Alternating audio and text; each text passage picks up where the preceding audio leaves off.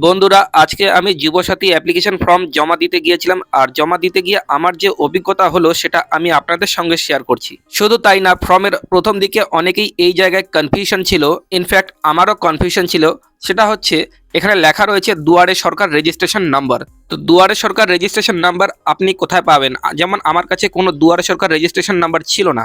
তারপর আমি এই অংশটা ফাঁকাই রেখেছি, তারপর বাকি সব ফিল আপ করে আমি জমা দিতে গিয়েছি এবং সেখানে গিয়ে দেখছি দুয়ারে সরকার রেজিস্ট্রেশন নাম্বার জায়গাটা অনেকেই ফাঁকা রেখে দিয়েছে। তো ফর্ম জমা দেওয়ার আগে সেখানকার রিসিভিং অফিসারকে দেখালাম যে এখানে দুয়ারে সরকার রেজিস্ট্রেশন নাম্বার এখানে কি দেব। তো তারা বলল এখানে আপনাকে কোনো কিছু লিখতে হবে না। তারা বাকি সব তথ্য চেক করে আমার ফর্মটি জমা নিয়ে নিল।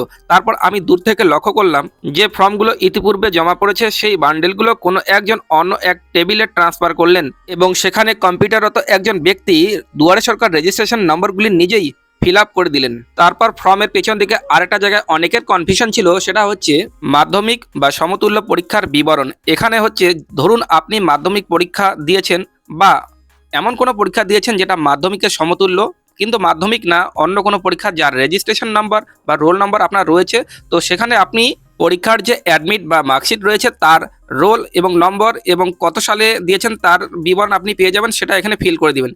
আর আরেকটা জায়গায় আমি প্রথম দিকে আরেকবার নিয়ে আসছি, আরেকটা জায়গায় যেখানে অনেকের কনফিউশন, সেটা হচ্ছে হাউস নাম্বার বা বাড়ির নাম্বার। অনেকেই তার হাউস নাম্বার এবং বাড়ির নাম্বার জানে না। তো আপনি কোথায় আপনার হাউস নাম্বার দেখতে পাবেন সেটা আমি আপনাকে বলছি। দেখুন, আপনার যদি ভোটার লিস্টে নাম থেকে থাকে তো আপনি ভোটার লিস্টে যেখানে আপনার নাম এবং ক্রমিক নম্বর রয়েছে তার নিচেই আপনি বাড়ির নাম্বার বা হাউস নাম্বার দেখতে পাবেন। যদি আপনার ভোটার লিস্টে নাম না থাকে তো আপনার পরিবারের যাদের ইতিপূর্বে ভোটার লিস্টের নাম রয়েছে তাদের নামের পাশেই আপনি আপনার বাড়ির নাম্বারটা দেখতে পাবেন। সেই বাড়ির নাম্বারটা অনেক সময় 0N দিয়ে শুরু হয় অথবা শুধু N দিয়ে বাড়ির নাম্বারটা শুরু হয়। আপনি সেই নাম্বারটা দেখে এই ফর্মের মধ্যে ফিল করতে পারেন। ইনফরমেশনটা ভালো লাগলে অন্তত একটা লাইক দেবেন। ধন্যবাদ।